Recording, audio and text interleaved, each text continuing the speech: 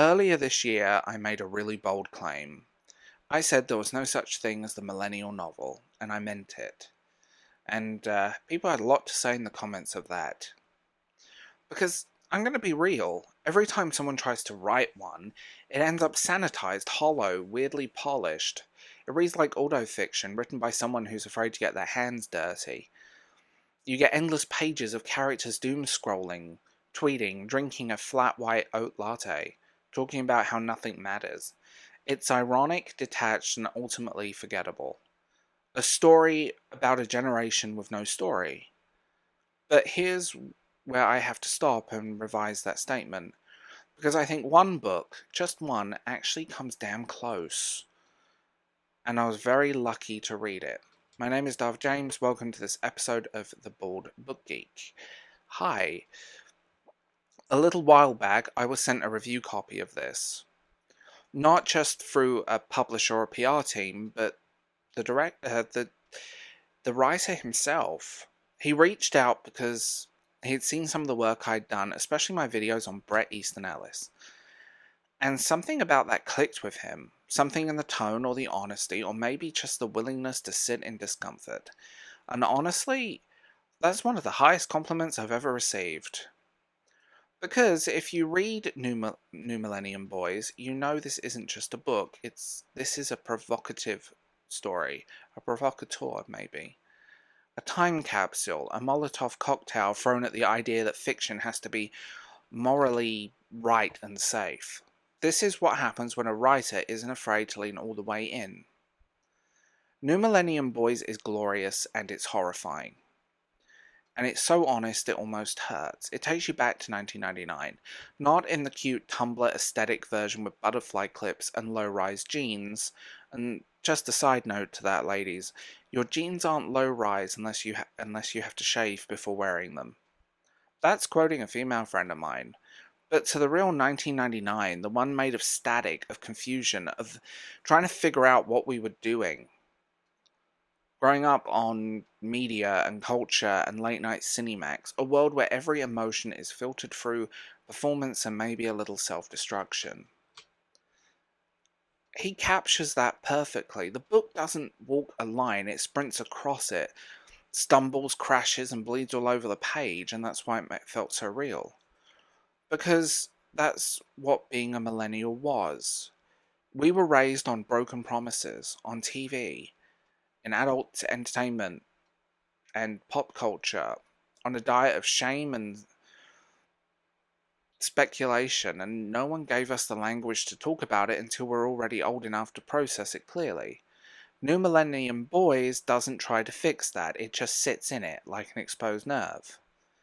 Now here's where it gets weird. When the book was first released in hardcover, it was censored.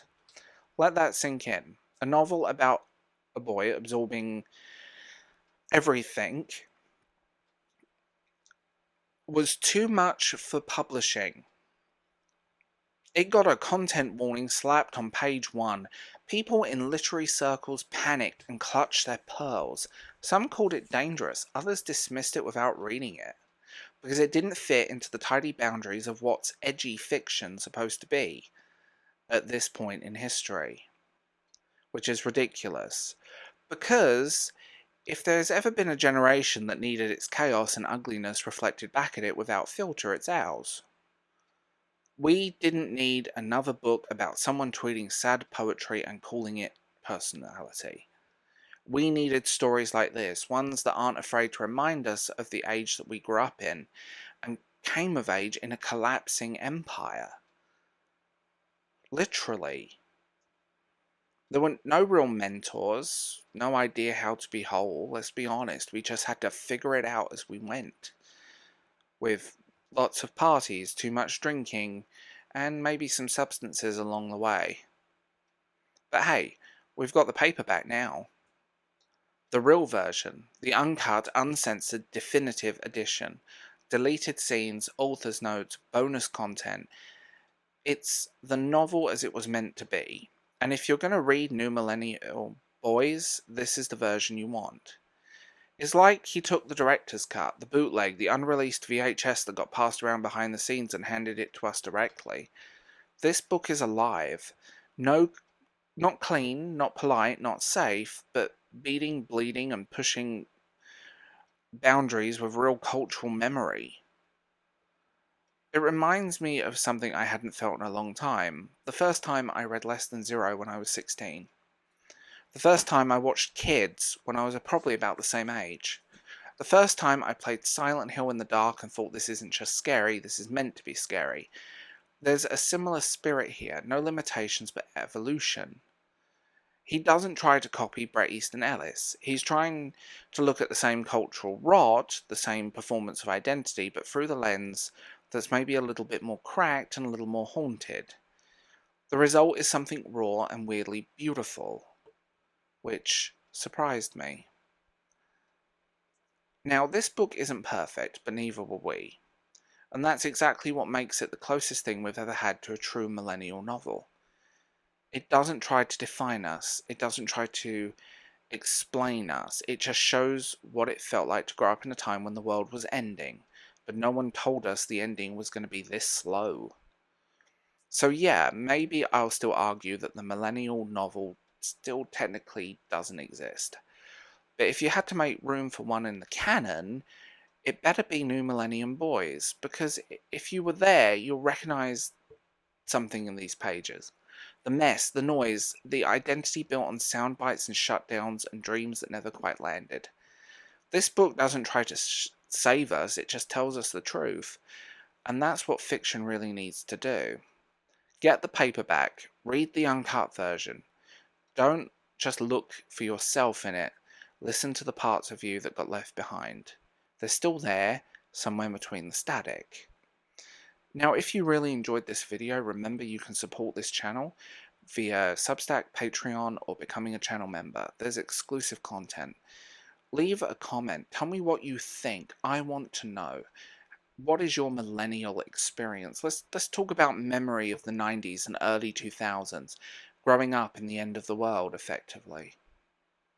Because it's funny, I don't think we've had that novel quite yet. But like I said, it's so close. This is so close.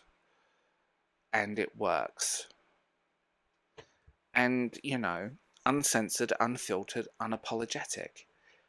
Where are those books? Why is everything so safe? Why are a lot of Gen Z so scared of books like this? Why were people so overreactive? I saw what people said in literary circles. It was ridiculous. But overall, this book is so damn close to our experience.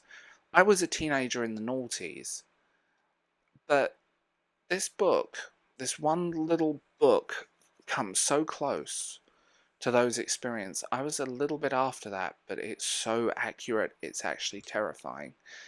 Just add MySpace and emo to it and off you go. So, New Millennium Boys, read the paperback, do it now.